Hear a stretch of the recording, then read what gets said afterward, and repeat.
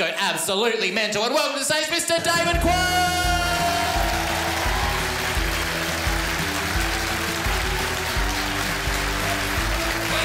Thanks for that. Thank you very much. I am a very good comedian.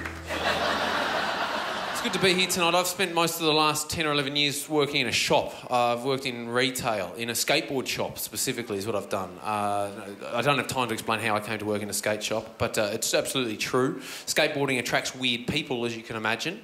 A guy came in once, 10 a.m. We just opened the shop doors. This gentleman came in, he had frosted tips. He had three-quarter pants, some questionable tattoos. He had a bourbon and coke with him at that time of day. Now, the only anomaly to the guy's look was he had a brand new MacBook Pro in its box under his arm. Okay, I noticed that and I thought, oh, that's stolen. I understand this.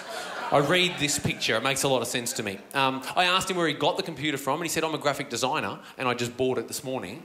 And I believed him for some strange reason. Whatever information he conveyed, I believed for some reason. And I thought, yeah, maybe he is. Maybe he's just a renegade alcoholic graphic designer. Maybe just likes to drink early in the morning. Nothing wrong with it.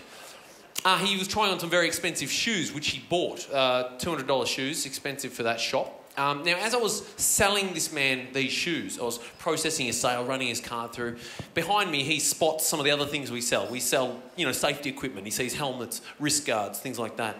And he said this. He goes, how much are your knee pads?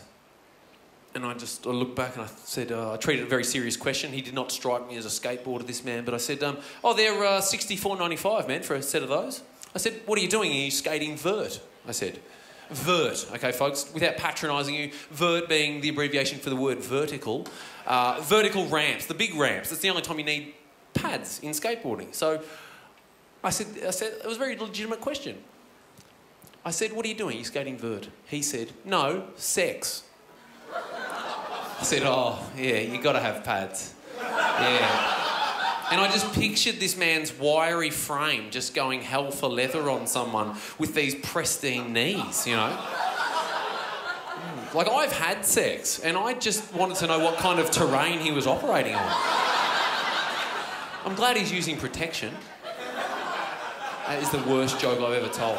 But, the only thing I can think of, unless he's taking, like, a run-up and, like, skidding on his knees, like,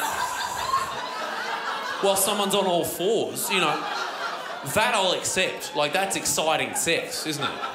Getting a run-up. But if he's not doing that, I've got no interest in what he's doing, okay? We used to do a lot of offensive things in that shop. We would subliminally try and sort of confuse customers or abuse them. If one of my bosses, he was 40 years old, 40-year-old man working in a skateboard shop. He did this to customers. He would approach them and say, hey there, folks, do you need any help? Are you bi-curious? And they'd say, excuse me? And he'd say, are you curious about buying anything tonight? Yeah, so we were immature. We were immature people. And I did that for 10 years, that job, just because of things like that. My friend had the best thing. If you're going to do anything subliminal, if you deal with customers, my friend has the best. He worked in London. He lived there for nine months. And he worked in a call centre. I don't know if anyone suffers that fate. But he told me he had to repeat the same phrases over and over and over again, 200 times a day, following a script. But one of the things he had to say was this. All these calls are recorded for quality purposes. Yeah? But he would say, all these calls are recorded for quality porpoises.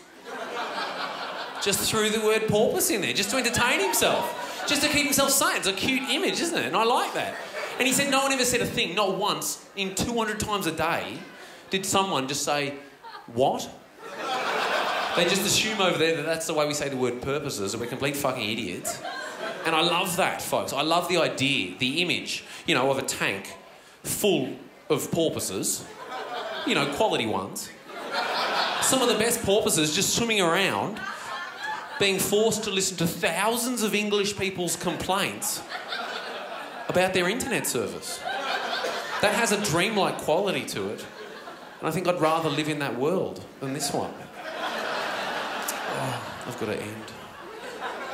I will end. Good night. Thank you. I'm David Quirk. Cheers.